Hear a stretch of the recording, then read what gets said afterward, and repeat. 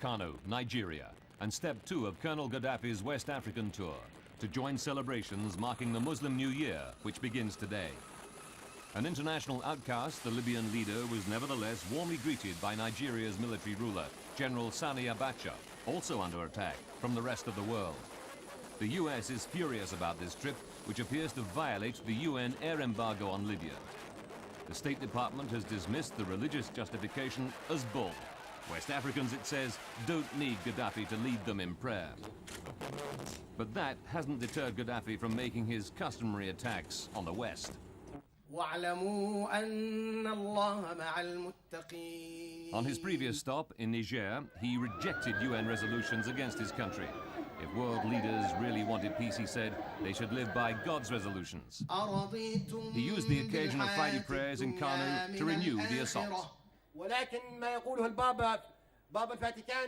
The forces of NATO and of Zionism were advancing on Mecca and Medina, he told worshippers. Muslims, he said, must be vigilant.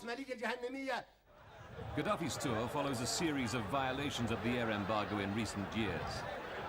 The Americans regard it as a calculated insult by one of their oldest enemies. They'll now be taking the matter up at the UN Security Council, but it's a move unlikely to worry the Libyan leader.